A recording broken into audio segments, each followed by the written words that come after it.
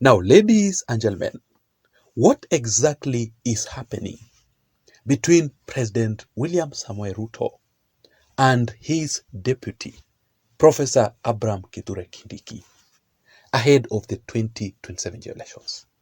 What is happening here? Because one thing that I know for sure, 100% sure, and this is exactly what I've been telling you here in this channel, that there's no way Professor Abraham Kithure Kindiki will deputize William Ruto in the 2027 general elections. And this is because of various political factors. Number one, for example, it is because Professor Abraham Kithure Kindiki does not have votes. Kithure Kindiki cannot deliver. Kithure Kindiki is not even popular from the region that he comes from, the Mount Kenya region. William Ruto would want to appoint his deputy who can deliver a lot of votes to him in the 2027 election. The real reason here as to why William Ruto appointed the former DP Rigathi Gachagua, it is because the truth of the matter, Rigathi Gachagua delivered the Mount Kenya region votes to William Ruto. The real reason as to why the former head of state Uhuru Kenyatta appointed William Ruto to deputize him for 2 terms, it is because William Ruto delivered the Rift Valley region votes to Uhuru Kenyatta that made Uhuru Kenyatta win the elections. So the same case will apply here. The reason as to why William Ruto will not appoint Kithure Kindiki, it is because Kithure Kindiki cannot deliver. That is the fact. The second reason as to why Kithure Kindiki will not deputize William Ruto in 2027, it is because of the Mount Kenya region votes. Honestly speaking here, William Ruto's political calculations is not with the Mount Kenya region this time round in the 2027 elections. William Ruto will not depend on the Mount Kenya region votes the way he did in the previous 2022 general elections. That is not going to happen. In fact, William Ruto even knows that he's not going to get the amount of votes in 2027 in the Mount Kenya region like the way he did in the previous 2022 general elections. The Kikuyus are fed up with William Ruto. So Ruto only needs a certain percentage of votes from the Mount Kenya region. William Ruto will appoint his deputy from a region that will vote for William Ruto massively in the 2027 elections. That is why Kithure Kindiki will not deputize William Ruto in 2027 elections. And the third reason here, it is because of the broad-based government. The government between Ruto and Raila Odinga. There's no way Raila Odinga will allow Kithure Kindiki to deputize William Ruto in that particular coalition because, according to the reports, there is an agreement between William Ruto and Raila Odinga to dissolve their political parties, UDA and ODM, to become only one party, just like what happened in the Jubilee Party, whereby William Ruto dissolved his URP political party and the former head of state Uhuru Kenyatta dissolved his TNA party to come up with only one party called Jubilee Party. That is what is going to happen in this particular coalition between Ruto and Raila Odinga. So if that is the case, Raila will not allow Kithure Kindiki to be William Ruto's running mate. Raila Odinga will have to nominate someone to deputize William Ruto. That is what is going to happen. So my question here is there a political fallout currently between President William Ruto and Professor Abraham Kithure Kindiki ahead of the 2027 elections? That is the most important question. And if there is a fallout between Ruto and Kithure Kindiki, what exactly is causing this political fallout? First of all, for us to answer if there is a political fallout between Ruto and Kithure Kindiki, I want us to have a look at only two important issues here that will answer our question. I want us to have a look at what Dennis Itumbi posted concerning the political fallout between Kithure Kindiki and President William Ruto ahead of the 2027 elections. Because remember that if you want to know what is happening in the government, in Ruto's administration, you must listen very keenly to what Dennis Itumbi is saying. And secondly, I want us to have a look at what Professor Abraham Kithure Kindiki himself personally posted on his social media accounts.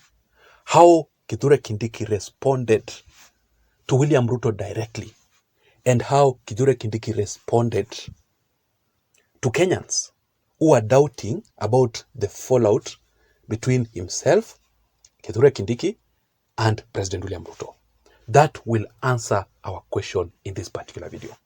But of course, before we begin here, I have a very quick reminder that if you're joining me for the first time, if you're listening to me and yet you haven't subscribed, I want you to take only 1 second or two and hit the subscribe button down below so that next time when I produce another video like this one, the same as this one, which I always do daily, on a daily basis in this channel, YouTube will automatically send you the notifications, meaning you will not miss even a single video that I post in this channel. Thank you so much for your support. So to those who are joining me for the first time, to the returning subscribers who are watching me, Happy New Year and thank you for your support. I don't take that for granted. I want us to begin right from here. Let us go straight to what Dennis Itumbi posted. Dennis Itumbi said this: Ati Deputy President Kithure Kindiki was slapped by Farouk Kibet. Ati,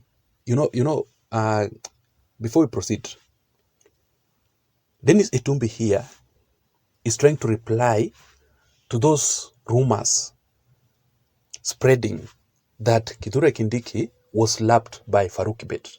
Farouk Kibet is the right-hand man of William Ruto, a very powerful person. In fact, you cannot meet with William Ruto without given permission by Farouk Kibet. Even me, I want to agree 100%, to strongly agree with Dennis Itumbi that Kithure Kindiki was not slapped by Farouk Kibet. Those are total rumors. But I might agree that Kithure Kindiki is in a fallout with Farouk Kibet. Remember that even the former DP, Rigathi Gachagua, used to complain a lot about this man, Farouk Kibet. This man is very powerful. So he proceeds to say that, Ati, there is a fallout. Please craft uongo that lasts. So here, Dennis Itumbi has totally disagreed that there is no fallout, any political fallout between Ruto and Kithure Kindiki. He proceeds to say that the president and his deputy are busy implementing the plan. This year, the projects and programs will speak. 2025, we will put out your lies real time. What I want to say is this. I want to disagree with Dennis Itumbi when he says that there is no fallout between Ruto and Kithure Kindiki. This is exactly what happened. First of all, Kithure Kindiki boycotting President William Ruto's political events. Remember what we have been saying here in this channel, that everything in politics happens with a reason. There is no coincidence at all. So it is very crystal clear to those who can see that there is something. Things are not really good between Ruto and Kithure Kindiki. Because Kindiki is boycotting William Ruto's political events. When last did you see Ruto and Kithure Kindiki together in a political function? You know, for those who don't know the real characters of Kithure Kindiki is someone who is highly tempered, And also, Kithure Kindiki is someone who has a principled stance in nature, which cannot be changed. So according to the sources, is that the real reason as to why Kithure Kindiki is in a fallout with William Ruto, it is because of the issues to do with abduction cases. You saw what happened today in Embu, whereby there was a funeral service. William Ruto had to send the former Speaker of the National Assembly, Justin Muturi, to present his message, to deliver his message of condolences to the people of Embu. But he was barred from reading William Ruto's message, right? But the question here is, where exactly was Kithure Kindiki? Kithure Kindiki should have been the person to read William Ruto's message, because William Ruto himself was at a funeral ceremony of the Speaker, Moses Wetangula's mother, in Bungoma, right? During the course of this week, William Ruto and Raila Odinga were in Kisumu.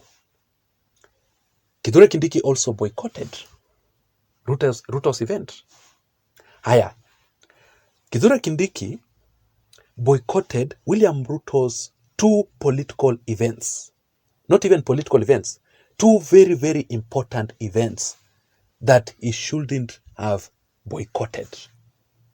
First of all, the New Year Eve dinner, an event that took place at Kisii State Lodge on Tuesday, 31st of December. Despite Kithure Kindiki receiving William Ruto's invitation, he boycotted that particular event. Senator Onyonka also boycotted that event despite having that invitation card from William Ruto. But according to Senator Onyonka, the reason as to why he rejected Ruto's invitation, it is because William Ruto failed to address the issues of corruption, abductions, killings, torture, and human rights abuses. So here it is a different case. But to make the matter worse, is that Kithure Kindiki is not giving us the reasons as to why he's boycotting. Where there is smoke, there must be fire. That is the reality here. The second event that Kithure Kindiki boycotted is the issue, the state address that took place at Kisii State Lodge, whereby all the Kenya Kwanza Alliance political leaders attended, including Musalia Mudavadi. Where was Kithure Kindiki? Why did he boycott? So the first issue here, it is the issue of Kithure Kindiki boycotting William Ruto's events, which signals the fallout between Ruto and Kithure Kindiki. Secondly, I want us to read Kithure Kindiki's message to Kenyans. You know, Kenyans have been asking, where is Kithure Kindiki? Kithure Kindiki responded to them urgently. And he also had a message to William Ruto.